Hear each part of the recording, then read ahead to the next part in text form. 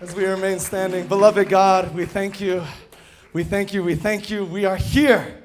God, we are here and we're responding to your call. So please give us the inspiration and the strength from heaven that we need in order to tackle this week, conquer this week, God, and bring a victory for your kingdom. We thank you and we offer this prayer in every name here. Joshua and Takaya Holmes is a blessed central couple, I pray. Amen. And Aju. Aju. Aju. Let's give another round of applause to our LA Family Church band. You can have a seat. Wow. Oh my gosh, I love that song. Oh. Can we also give another round of applause to Chunyo Guk Daniel? Okmanse Daniel.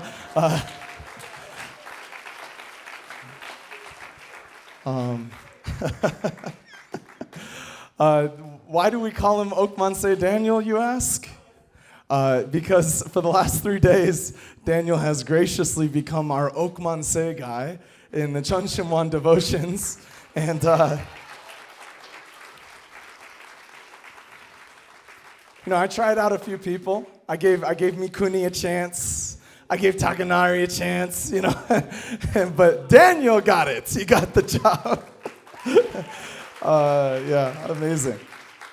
Anyway, thank you, Daniel. It's really, really amazing, even how you're describing what you were learning about the parallels and how just all of that history is prepared to receive our true parents right now. And that's so, so precious. And so I have a few slides that I want to show before the video. Is it okay?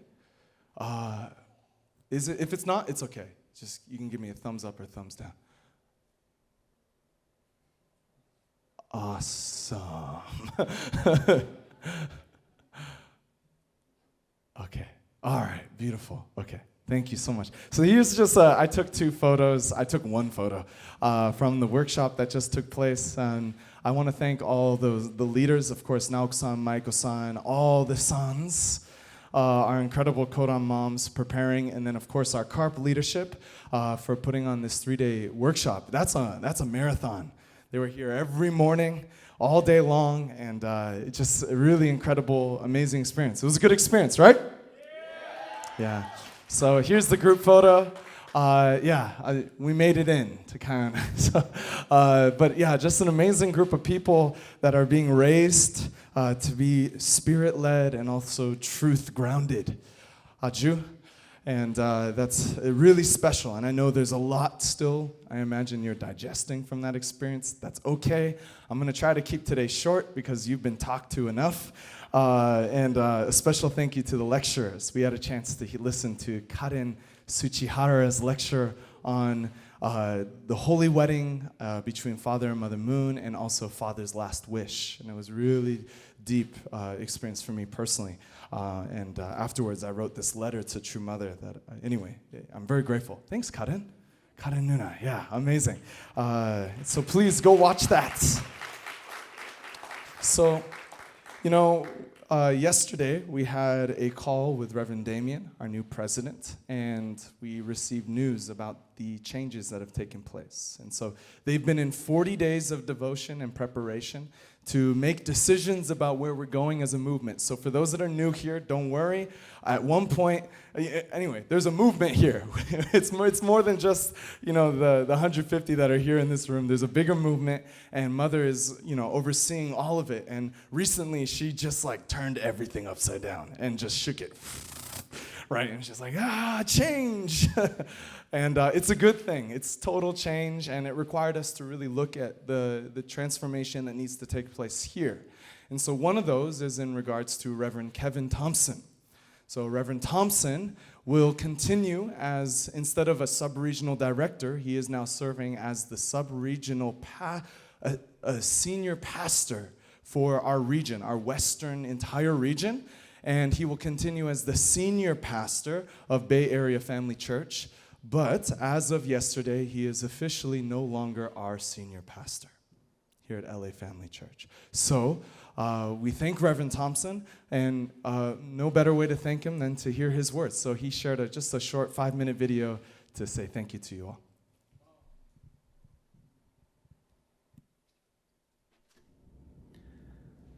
Hello, brothers and sisters of LA Family Church. I am here in Utah at the moment at Camp Journey, our youth camp here, and I just wanted to send you this message. As you know, there are many changes taking place in our movement, and True Mother has initiated those changes because it's a new era. It's not just another day, it's a new era. Since the opening of the Chunwan Gung and the Chunal Sanctum, now we have a chance to be closer to God than ever before. And we need to spread the message like never before.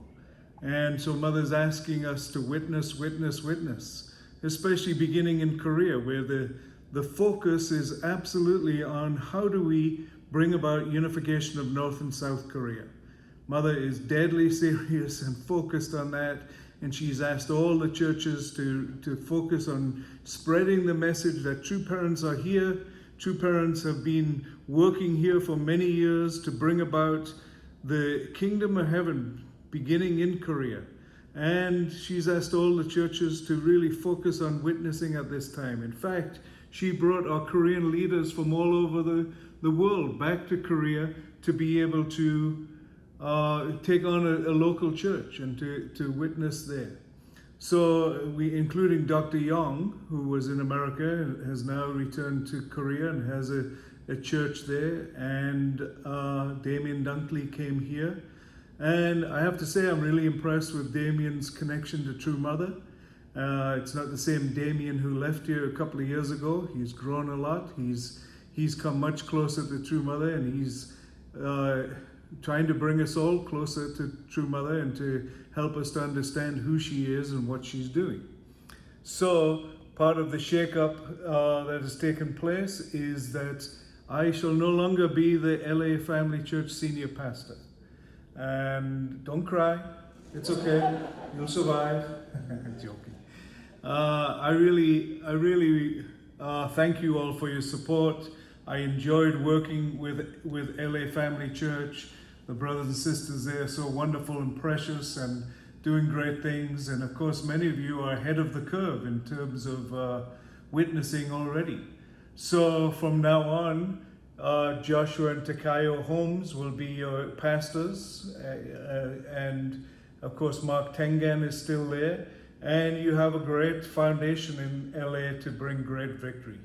And especially with the opening of the new Chungchim One Prayer Hall in the LA Family Church, I really think miracles can start to happen. So I encourage you all, please pray there often. Please meet God there and be guided by God. And let's really bring a victory in America like we've never seen before. So I'm going to still remain as the senior pastor for the West region, as we're calling it, the West region of America. And you'll be seeing me. I'll be around. And I'm going to focus mostly in the Bay Area Family Church with the same goals to break through in witnessing. And all over America, we are going to really encourage all of our churches to go to the next level. If they're a small church, go to the next level. A medium church, a big church. We need to all move to another level of support of True Mother and to spread the message of our culture, spread the message of the divine principle and true parents being here. So it's an exciting time. And I really think that we can support True Mother at this time, Father in the spirit world, Mother on earth, and miracles can really take place, as Mother's been telling us for the last number of years. If you just unite with me, miracles will happen. There are already testimonies, which I'm sure you've heard or will hear about. And you know, that's just the beginning. I think the God has been preparing people to meet us, to meet with True Mother, and move the providence forward. So I leave you in the good hands of your leadership in LA Family Church, and I really pray that victory will come and great things will happen. Please work together, make the best possible church in America. As you know, LA is my original spiritual home. I was met in San Diego, but I spent my first few years in LA Family Church, and I really want to see LA Family Church become the premier church of America.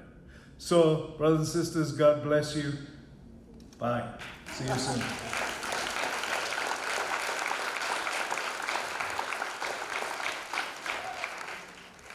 Wow. Thank you, Reverend Thompson. Thank you. It's just a nice photo. Thank you, Reverend Kevin and Masako Thompson. One more. Congratulations to them.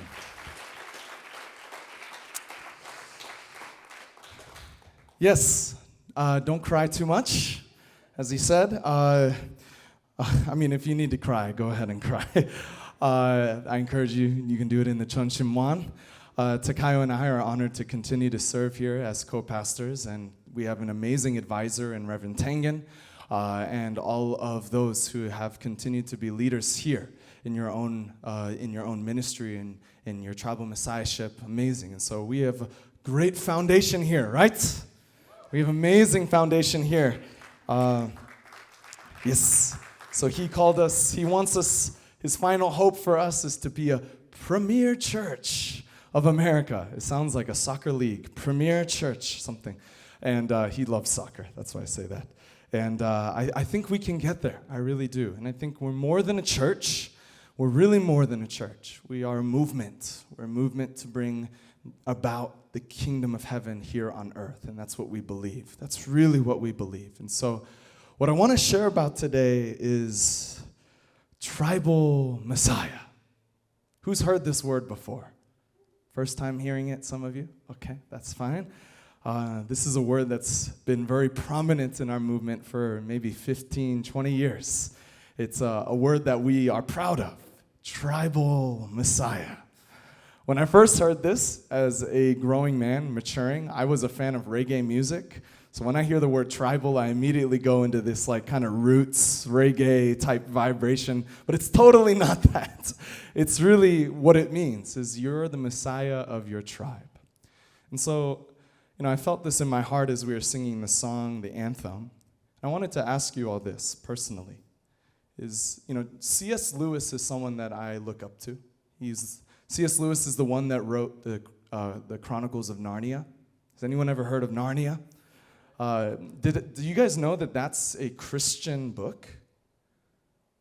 I don't know if everyone knows this, but the lion in Narnia is meant to be Jesus.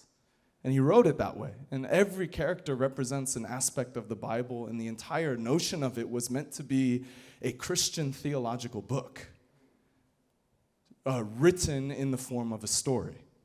So C.S. Lewis is actually more primarily than an author, he's a theologian, a Christian theologian, and a good one for that matter. So I read his book. It's very good. It actually helps you to understand Christian theology much better. It's one of his most famous books. You can look it up. Does anyone know the name? I'm blanking for a moment. Mere Christianity, that's what it's called. And so I listened to that on audiobook, Takayo knows, and one of the things that he presents I think is very compelling, and I think it's a question that I felt as I was listening to the anthem.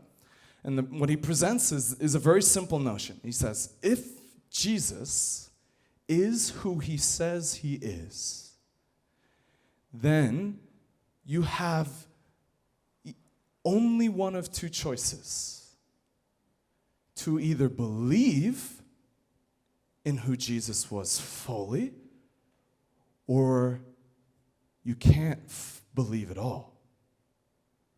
And that's a very challenging notion, but he's very strict. He said there's no wishy-wash to it. If you believe in who Jesus is, he proclaims himself. What does he call himself? The Messiah. And so his words say, what else does he say? That no one gets to heaven except through me. So there's no, Jesus is a very, I can imagine, I always try to place myself in the shoes of the Jewish leaders at that time, listening to this man, this carpenter's boy, this just man out of nowhere that some people call rabbi, other people call heretic, and he's just coming out of the gate and he says, you can only go to heaven through me. I imagine the Jewish leaders, what? Who do you think you are? Like, what in whatever you call God's name are you saying? But Jesus makes it strict, right? If he is who he is and you believe it, then you either believe it or you don't. Now, that's not, nonetheless, Jesus leaves a lot of room for us. He says there's forgiveness for sinners,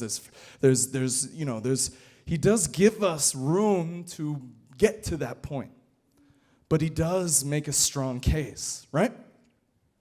So he has the heart to want to embrace all, wherever you may be at, but at the same time, he has an expected destination. Right? He has a hope. There's a goal. There's literally, what he's saying is there is an absolute standard that is the goal that we're trying to reach. Now, some of you just went through a carp workshop, and many of you are maybe in different spaces, and some of you maybe were in a better space, or now in a more difficult, or now you're in a better space, and it was more difficult. And I imagine if you shared your whole testimony, it'd be like, woo, like you're on a roller coaster ride, and that's like part of life. That's just where we're at. And so many of you are in different spaces. And so father and mother, I believe, present themselves in the same way that Jesus has. What Father is saying is, I have inherited the mission of Jesus Christ. Right, you studied this in the workshop. We understand this. I've inherited the mission of Jesus Christ. And Mother is saying is, I've prepared myself, and I am the only begotten daughter. And together, we have the holy marriage ceremony. And from there, we give people a chance back to be a part of God's lineage and experience eternal life. In the same notion, the question for you is, are they who they really say they are? Are they? And if they are, then there is an absolute goal. Right? There's a goal. There is a standard and there is a direction. If they are who they say they are, then that should have incredible implications for your life. I don't know what you felt when you went through that workshop just the last 3 days. It's like, wow, this is a great story. They have amazing, amazing foundation in history to get to this point. But Daniel, if they say who they say they are, then that changes the fabric of your existence. Right? It should be challenging. Who was challenged when they first heard? Oh yeah, my dad's lifting it, or he's lifting it. Oh yeah.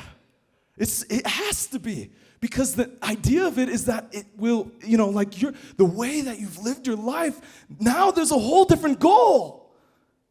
A whole different goal has been laid in front of you, and that's a big deal. So, there's so much room for one's personal growth in arriving at that. When you first heard it, did you just believe it, Uncle Jose? You were just like, oh yeah, that's it. It's like, no, maybe there was a process. You needed a few more chicken dinners, You needed a few more curry on rice in order to get to that point where you're like, all right, I get it. This Kazumi-san's, whatever she's making every day, But, it's a process. And so, but nonetheless, if they present themselves who they are, Mother is saying, I am the only begotten daughter. It requires us to take a moment to really think, where's the goal then? How does this change the way I go? And that's the challenge. And I encourage you to face that challenge. I myself, as someone who's raised in this movement, yes, had to come to a reckoning with God. Are they who they say they are? Are they? And if they are, Josh, then holy smokes, I've got to change the way that I'm orienting my life. And so many of us went through this process that have been around for a while. And I know that that process has not been easy.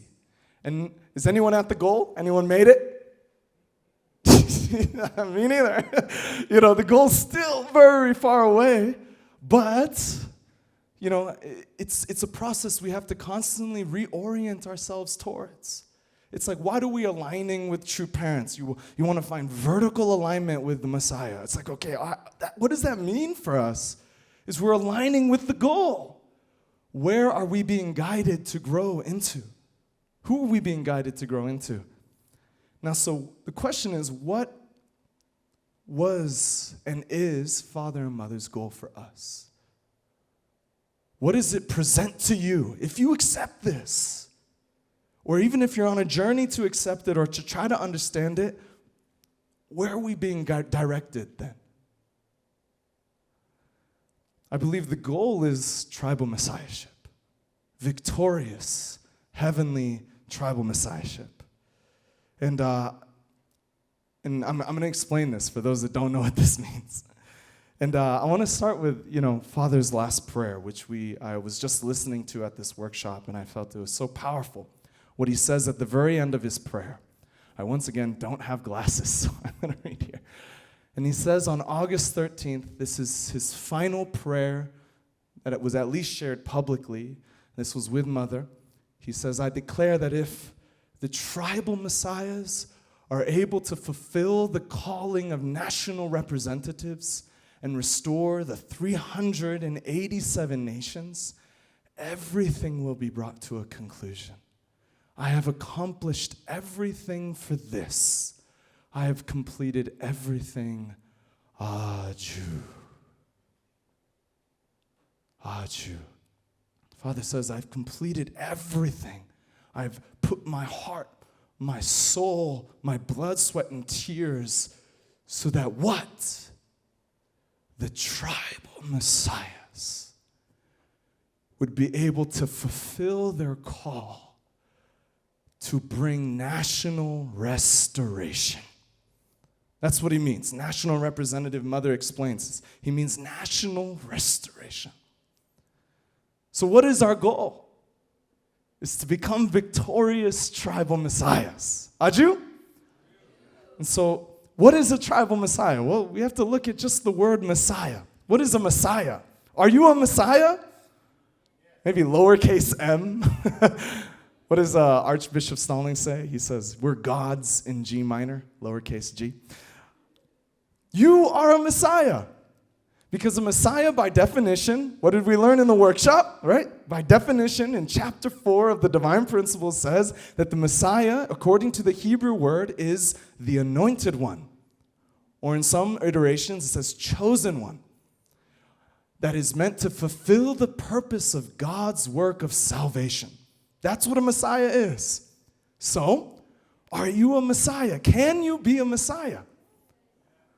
It's a hard thing to digest. I'm like, yeah, sure, you could say that, but I'm no Messiah. I can tell you, my wife would be the first to tell you, that dry chicken was not messianic. Let me tell you. It's like, oh gosh, that's tough. Yeah, it's like, Father, that's amazing. I'm so grateful you bestowed that honor on us, which he bestows it, right? Father grants us the ability to be messiahs ourselves, according to our tribe. And so, of course, we honor who the true parents are, but because we have true parents and we're in alignment with their goal, they've asked us to be victorious tribal messiahs, meaning that I'm the Messiah of my tribe of people. And who is my tribe? My tribe is, first of all, me. I'm numero uno. I'm number one. I have to witness to myself. I have to restore myself. And I'm going to get into this. And then second is my family. This is my family. I have a family that's my tribe. That's my blood. Who's my blood? Who's your blood? Who's your mom? Who's your dad? Who's your brother, your sister, your son, your daughter? That's your tribe. And then you have the community, which is everybody out there that you bring in to have their own rebirth with true parents and come to also, because of you, through you, God could use you to bring that person into this movement, into a relationship with true parents. That's your tribe. And so, in our belief, we believe that the goal for each one of us, whether you're blessed yet or not, as far as I'm concerned, Jesus was a Messiah, and he wasn't blessed. He wasn't married, right?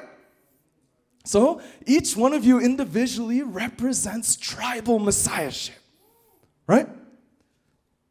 Can you accept that? It's like, yeah, I can accept it. What does that mean? How do I navigate forward? But the question is, even though we've known this, even though we've known perhaps that we are meant to be messiahs, have you been a true one? Have you taken care and really restored yourself? Have you been able to keep your family safe and run the roots deep and hold on? Have you been able to restore the wider community around you? That's, of course, not easy, but that's our responsibility. We call that our 5% portion of responsibility.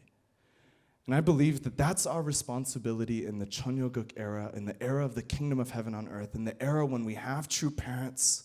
We have father running circles in the spirit world and mother in the physical realm barreling forward, absolutely not stopping.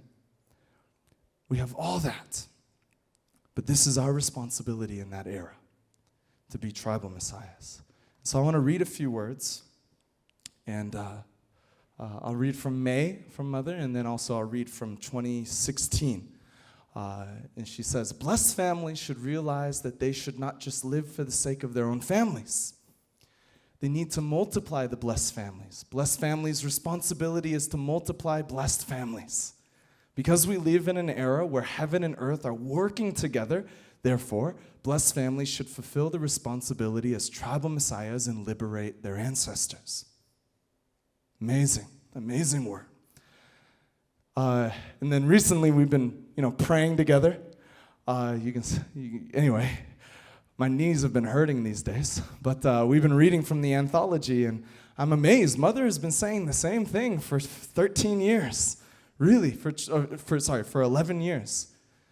And she says this in 2016. Thus we must change. Your habits, your lifestyle must all change and turn around by 180 degrees. I like the song by Jo Hang-jo that says, flowers of joy blossomed after I threw away my greed. All these divisions occur because of self-centered desires. All these divisions between nations, religions, races occur because of greed. The planet Earth and all creation are not your possessions. They are God's, heavenly parents' possession. We, as the borrowers of the earth, should pay the price and compensate heaven. Therefore, we need to change our daily habits now. When we can do this, we will be able to witness to others easily. Has heaven been idle? God has been awaiting earnestly and longingly for this day to come. Has he been idle? You are all leaders, so you should all make sure you are good examples to yourselves and your families and to your brothers and sisters at the church. Aju?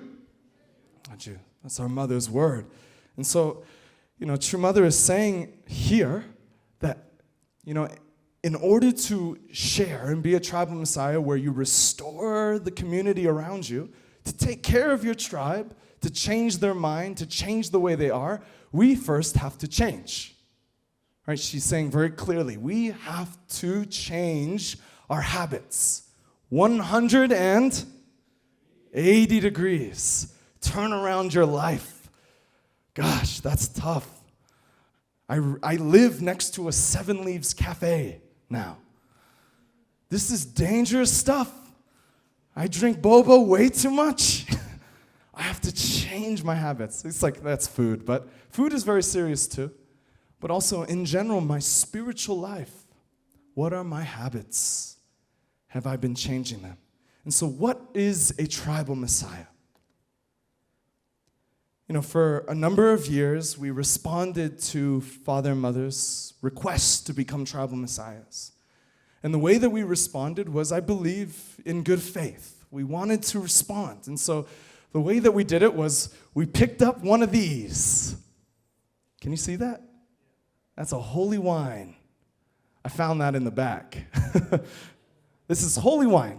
So, when we bless somebody and we give them the blessing of marriage, they drink from the holy wine. And that is kind of the condition to be part of God's lineage as a blessed couple.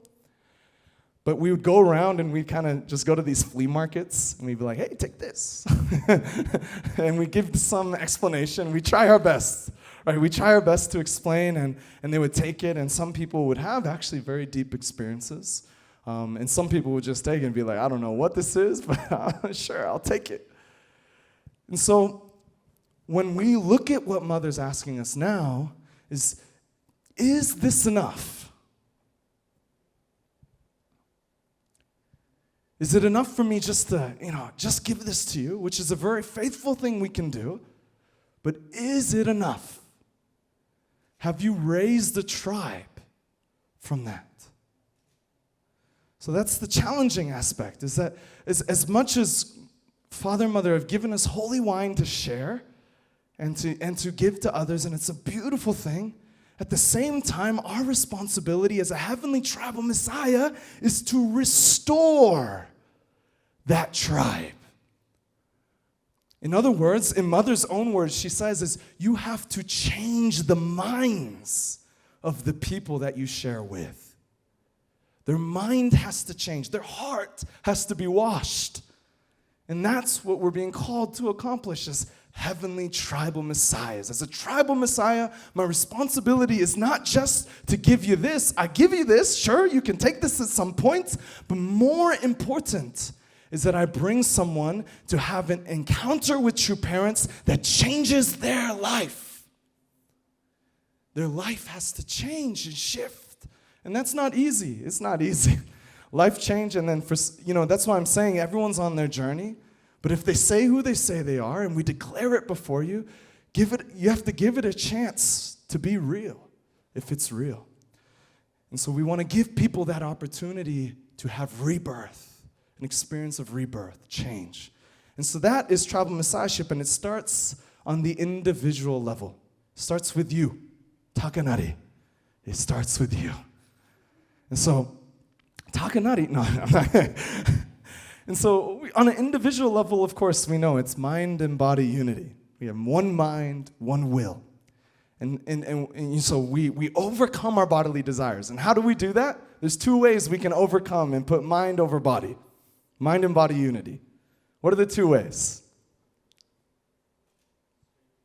Strengthen your mind or chastise your body. One of the two, right? Jesus does both. Jesus is strengthening his mind. He's guiding his disciples to grow and elevate their minds. And at the same time, he's asking us, fast. Like, oh, gosh. We have to also, we chastise the body. It sounds bad, chastise. All it means is you somehow lower your desire for this bodily thing, right? Material desire, sexual desire, food desire, Lord help me, sleep desire, these love desires, you somehow separate yourselves from those things. So if you were to look at Alcoholics Anonymous, for example, what is the first thing they ask you to do? As in Alcoholics Anonymous, okay, I hope no one knows. I haven't been there myself, don't worry. But in AA, the first thing they have you do is acknowledge that it exists, and then second, separate from it. Fully remove yourself from being in a position to be addicted again. This is actually the way to heal. As long as you stay completely exposed to it, it's so difficult. And so the first thing is, we chastise our bodies somehow. We separate ourselves from those physical desires, right? Or, more powerfully, we elevate our mind. I actually feel we have to do both. We're in a position, we have to do both, kind of together. And so then we elevate and we strengthen our mind through good spiritual habits, powerful spiritual habits that strengthen us.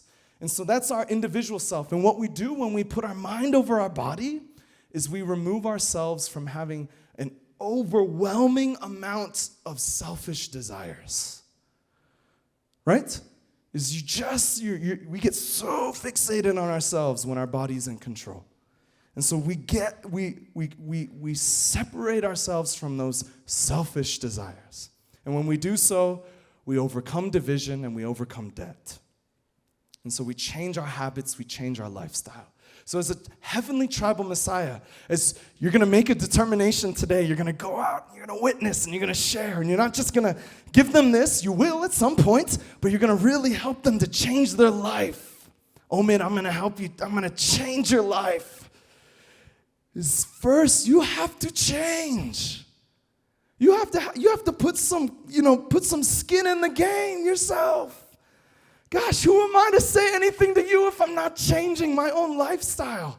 That's why it hurts so much when you're in a position of leadership or you're witnessing to someone and you make a grave mistake in your life and you just feel so down. I know how it feels. Anyway, we continue to keep going. But it starts with yourself as an individual. You're the first member of the tribe. And then you have your family. And this could also be your family, your maybe not blood, but the people you can call family in your life too. And so this is, powerful things. It's so challenging, especially, many of us have had very challenging family situations with our children, with our brothers, with our sisters, with our parents. But the goal, the ideal of the family, the ideal that we're striving for, the goal, this is like C.S. Lewis is saying, it's like if true parents, who they say they are, they have a goal for us. And it's a tough one, but it's a goal. And the goal for the family is that we're a living example of God's love in our family. And Mother has some powerful stuff to say about this. She says about husband and wife, is that you should always live for the sake of the other. Takayo knows this, but I hate the word compromise. I hate it. Everyone in their blessing preparation or their marriage preparation, they're always like, yeah, relationships is compromise. Like, no, that sounds so bad. It's like I'm bartering with you. It's like, if you live for the sake of me, I will live for the sake of you in this way. It's like I compromise with you. But actually, in heaven's design, it's not compromise, it's harmony. It's harmony. Is that you can not just coexist, you are a united entity standing together. And so in our family life, we are living for the sake of the other person. This is the ideal. And so your preparation on an individual level, Matthew, is so that when you get to the family level, you can with confidence say, whoever your spouse is in the future, that I will live for the sake of you. For the sake of you. Can you say that now? No, you're not ready. It's like, but why? Because God would want you to do that. That's how God would love through you. Amen? It's how God would want it, and that's how father and mother live their life. You can say whatever you'd like to say about father's life or mother's life and make all the claims you want to make, but for 60 plus years, they stood together in absolute faith, total faith, to live for the sake of the other. And that's why we honor them. And yes, we make mistakes. And sometimes they're painful, sometimes they're less so. But nonetheless, they were a living example of a couple striving to live for the sake of the other. Haju? So it's a model to follow. And then Mother also says that, in relation to kids, I don't have kids yet. But she says this, and it's powerful because I feel this way in my own life. She says, the love of parents is the basis for a child's pride and happiness. The love from one's parent is the basis for one's pride and happiness. And she goes on to say that you should offer life elements of true love that can perfect your children in their spirituality. Life elements of true love. That's what we are meant to give to our children. Again, I know it's an ideal, but this is tribal messiahship. Is that we would pour out true love life elements. What do we learn from divine principle? What do life elements do for us? Who said that? Say that again. Grow our spirit. And as parents, and as those who are one day to be parents, myself included, our goal should be that we can give that. And it's not too late for those that have children. I'm a living example, I feel, of that. My parents always were giving. But there was a moment where it changed for me. and I could feel the life elements from my parents' true love that raises me into who I am. There is hope for this in each one of our families. Tribal Messiahship is us being able to live that in our families. Are you? Yeah. So, and that's what raises their spirituality. I'm sorry to say, if you try to beat someone over with the divine principles, like, live like this, live like this, live like this. You know, if it's not done from the space of true love, you're not presenting life elements to grow their spirit. So we have a lot of work to do. We have a lot of work to do. And I'll share at the end, I hope, some ways that we can be able to begin to navigate this. The last piece, and I'm going to close with this, is tribe. Is that yes, it's our individual self. Yes, it's our family. But it's also the community, the tribe of people that you're connecting to. And so Mother says very clearly, our position is not just to live for the sake of our family, right? As much as, you know, I know everyone, maybe there's different opinions about this, and it's like, well, how can I focus on my tribe if I can't figure it out in my family? Well, actually, I believe each of these are on parallel tracks. You've got to be working in all these areas. It's a collective thing. It's not I've said this before. It's not a chronological thing. It's a collective thing. We're going on this track. If I waited till I was perfect before I started to witness, I'm not going to witness to anybody. We're going to be on that journey forever. So we don't just live for the sake of our own families. We are meant to live to share and raise other blessed families. And so we help people to begin a new life. And this is what Mother shared in the anthology the other day. She says, show them who you are. She says, show them who you are, and then connect them to true parents. Show them who you are, this tribe of people, the people out there, show them who you are, and then immediately connect them to true parents. Not just to yourself. Don't just rely on your own strength to try to love this person. Connect them to the source of where your tribal messiahship, that honor comes from. And then encourage them to come in. Encourage them to grow close. But it starts with showing them. I demonstrate to you that I am a tribal Messiah. And so Daniel said something. Daniel, you're the star of the show today. You said something this morning that really moved my heart. And you were notioning to something in the Hundoke from what Mother was saying. And you're saying that you were encouraged by this idea that at the end of your life, when you go to the spirit world, there's going to be people waiting at the front gates of heaven saying, wow, thank you so much. Thank you. Because of you, I can be here. There's going to be people there.